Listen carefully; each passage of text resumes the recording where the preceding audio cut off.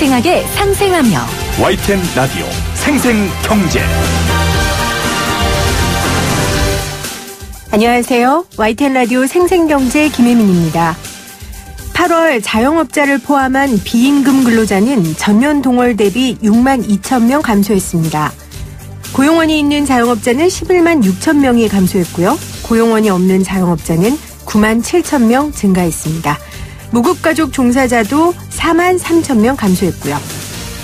40대와 50대 그리고 도소매업, 제조업을 중심으로 감소한 것으로 나타났습니다. 기획재정부는 온라인 쇼핑 성장 그리고 자동화, 대형화와 같은 생산 유통 구조의 변화, 또 자영업자 포화와 같은 구조적 둔화 요인을 감소 요인으로 꼽았습니다. 이런 가운데 오늘 금융권에 따르면 시중은행의 자영업자 대출은 대폭 늘어나는 추세를 보이고 있는데요. 물론 연체율도 높아지고 있고요. 어려운 자영업자들이 빚으로 하루하루 버텨가며 살고 있다는 뜻이니 다음 달 자영업자 수는 더 줄 것 같습니다. 2019년 11월 5일 YTN 라디오 생생경제 지금 시작합니다.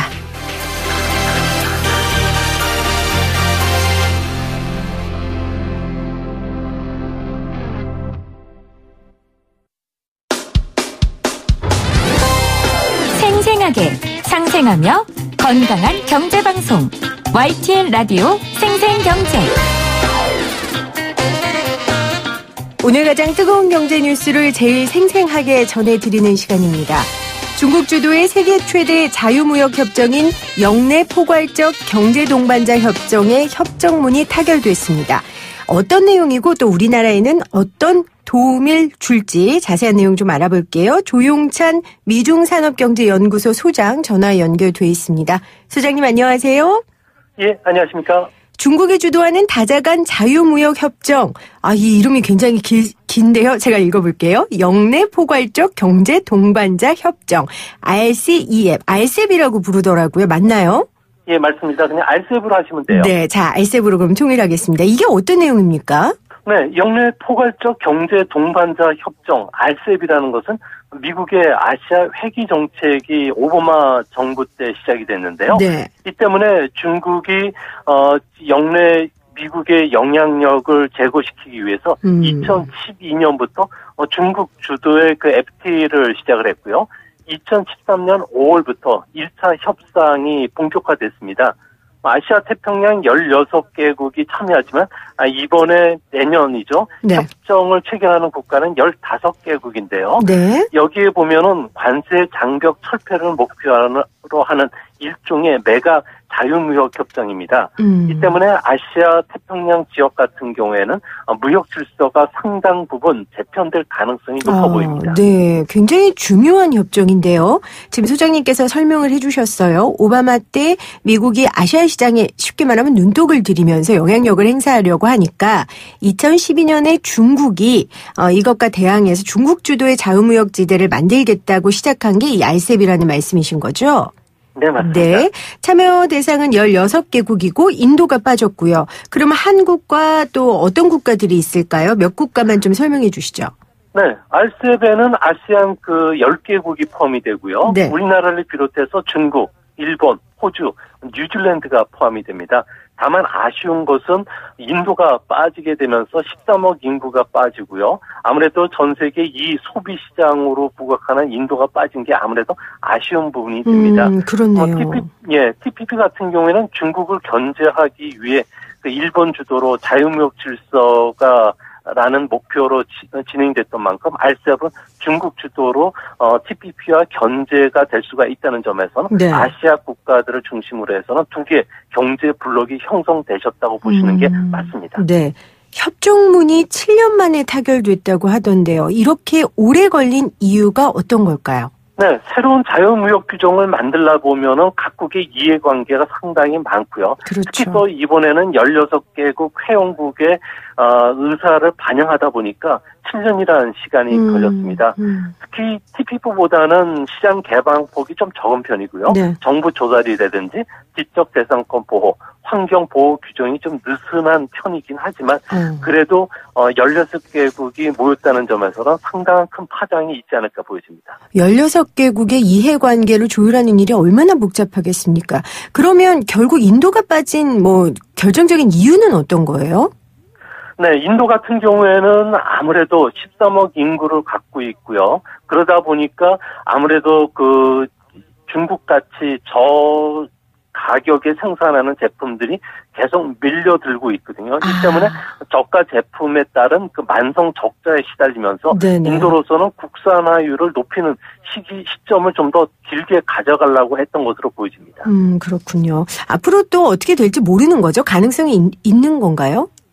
네, 인도와의 협상은 계속 이어가겠다는 생각이고요. 네. 인도를 포함한 아시아 전체를 포괄하는 게 이번 RCEP의 목표였던 만큼 인도와의 협상은 앞으로도 계속될 것으로 보여집니다. 네.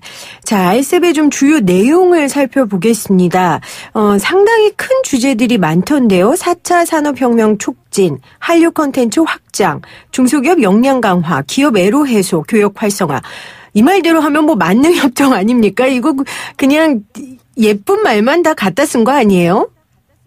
네, 이번 회담 같은 경우에는 상품과 무역 규제, 그리고 큰 틀에서는 서비스 문제뿐만 아니라 네. 인력 이동, 전자 상거래, 투자, 원산지, 통관 같은 20개 주제의 협정문을 만들었는데요. 아무래도 이해관계가 첨예했기 때문에 28차례 공식적인 협상을 통해서 지금에서 가까스로 마련했습니다. 네. 또 실제 체결이 되더라도 워낙 아시안 국가들의 내수 시장 진입 문턱이 워낙 높고요. 비관세 장벽이 존재하기 때문에 실질적으로 경제적 효과를 보려면은 앞으로도 몇 년간 더 손질을 해야 된다는 점에서는 문제를 완전히 해소되는 FTA 체결까지는 좀 시간이 걸릴 것으로 보여집니다. 네. 듣기만 해도 좋은 그 주제들은 정말 주제인 거고 내부적인 실질적인 내용들은 조금 더 다듬어야 한다라는 말씀이신 것 같습니다. 저는 이 중에서 이 4차 산업혁명 촉진이 가장 눈에 들어옵니다. 왜냐하면 우리나라에서 이 4차 산업혁명에 대한 관심이 굉장히 많고 사활을 걸고 있지 않습니까? 이런 부분에서 좀 어떤 기대를 할 수 있을까요? 네, 16억 명의 시장이 하나로 된다면은 가장 먼저 수혜를 볼 수 있는 게 전자상거래 시장이 되는데요. 네. 최근 전자상거래와 관련된 붐이 전 세계적으로 확산이 되고 있고요. RCEP에도 최신 디지털 기술 발전을 반영을 하는 목소리가 커졌습니다. 이 때문에 한 아세안 FTA에 포함되어 있지 않았던 전자상거래 챕터가 신규로 도입이 됐는데요. 네. 이 때문에 한류 붐이 아시안 쪽에 전체에 확산이 되고 있다는 측면에서는 화장품, 패션, 관광, 음식료뿐만 아니라 꾸준히 입소문을 타고 있는 유아용품, 건강식품까지도 충분히 수출이 가능해지겠고요. 또 금융과 통신의 자유무역뿐만 아니라 핀테크, 통신산업과 관련된 기반 진출도 확장될 수 있다는 점에서는 제4차 산업혁명과 관련된 이번 FTA 협상의 최대 수혜국은 우리나라가 될 가능성이 크지 않을까 보여집니다. 아, 그렇군요. 그러니까 이 전자상거래 관련 규범이 기존 한 아세안 협정에는 없었는데 이번에 RCEP 협정문에 들어갔고요. 사실 대한민국이 유행이나 트렌드를 선도하는 국가 아닙니까? 그래서 여러 가지 제품들을 전자상거래로 활발하게 수출할 수 있는 그런 기반이 마련된 거네요. 네, 그렇습니다. 아무래도 지금 최근 아시안 국가들 같은 경우에는 전자상거래와 관련해서는 화물 규정을 지정을 하고 있고요. 네네. 그리고 세제도 종합과세를 하고 있기 때문에 아무래도 소액을 중심으로 한 직거래 같은 경우에는 타격을 받을 수가 있는데요. 이런 측면에서는 한 가지 중소기업들한테는 상당히 호재가 될 가능성이 커 보입니다. 네. 자, 이 내용 조금 더 살펴보겠습니다. 이 내용 중에 하나가 기업 애로 해소예요.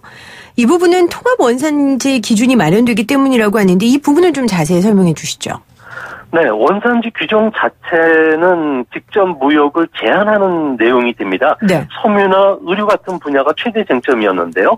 우리나라 같은 경우에는 중국에서 실을 수입해서 국내에서 옷이나 봉제 제품을 만들면 한국산이라고 주장할 수 있는데요. 아하. 제3국 입장에서 보면은 원자를 포함해서 생산부터 최종 제품까지 모두 생산해야 하지만 한국산으로 인정하는 그런 분위기였습니다. 네. 근데 이번 회의를 통해서 아무래도 RCEP에서 이거를 좀 인정해주는 분위기로 들어갔고요.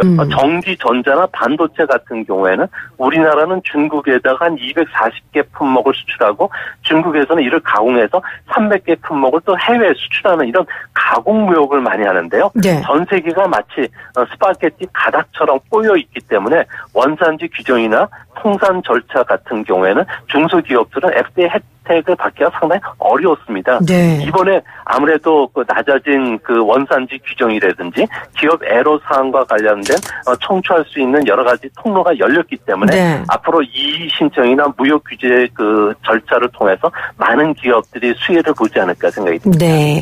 원산지 규정이 완화되면서 중소기업들이 조금 더 수출하는 데 편해질 거라고 말씀을 하셨어요. 지금까지는 RCEP 협정으로 우리가 얻는 이득에 대해서 설명을 해주셨는데 제가 걱정이 되는 건 국내 농산물 시장에는 좀 악영향이 예상되지 않을까 싶습니다. 이 우리나라 농수산물 산업의 기반이 흔들릴 것이라는 우려에 대해서는 어떻게 보세요?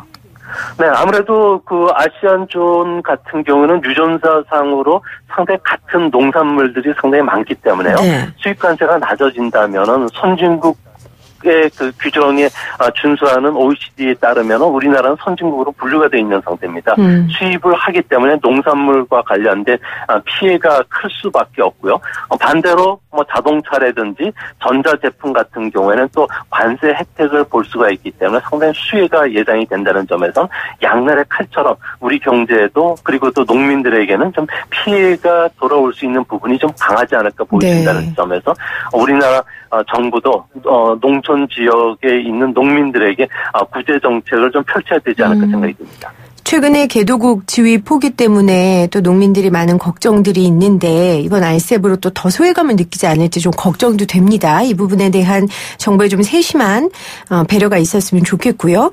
자, 미국과 TPP 이야기도 우리가 앞서 나눴지만 이게 중국 주도로 경제협력을 이끌어가고 거기에 우리가 적극적으로 참여하는 것이 물론 우리의 판단이고 결정이지만요. 사실 미국 눈치가 안 보일 수가 없잖아요. 이 미중 무역 협상도 여전히 진행 중이고요. 이런 부분은 우리가 좀 어떻게 해결해 나가야 될까요? 네, 당장 이번 RCEP 협정 체결과 관련해서 미국 같은 경우에는 인도태평양 지역에서 미국이 관여하는 것을 정부 정책의 최우선 순위로 도왔다고 강조를 했는데요. 네. 아무래도 아시아 태평양 지역, 특히 인도 지역까지 포함해서 패권을 중국에 내놓지 않겠다는 의지입니다. 이 때문에 중국이 주도하는 RCEP가 활성화된다면 중국의 패권이 더 강해질 수밖에 없기 때문에 미국 입장에서는 한국에 대해서 자유롭고 개방된 인도태평양 전략에 참여하라고 더 압박을 가할 가능성이 크다는 점에서는 앞으로 우리 정부가 풀어야 할 숙제도 많을 것으로 보여집니다. 그러게요. RCEP 타결 소식이 전해지자마자 미국 국무부는 인도태평양 지역 관여를 정책 최우선 순위라고 강조했던 보고서를 냈다. 지금 그 말씀도 해주셔서 우리를 굉장히 콕 집어서 언급한 거잖아요. 그래서 정부의 굉장한 지혜와 처신이 필요할 것 같습니다. 지난달에도 이 수출 증가율 때문에 저희가 보도하기도 했었는데 이 RCEP이 지금 여러모로 사면 초과인 우리의 수출업에 탈출구가 될 수 있을 거라고 보십니까? 결론적으로요?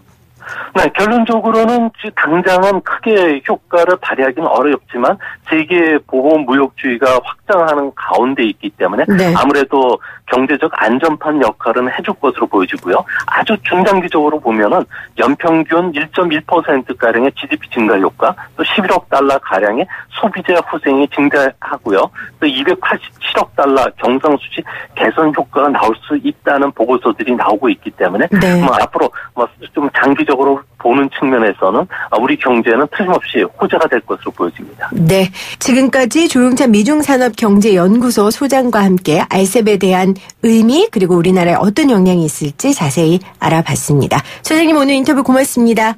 예, 감사합니다.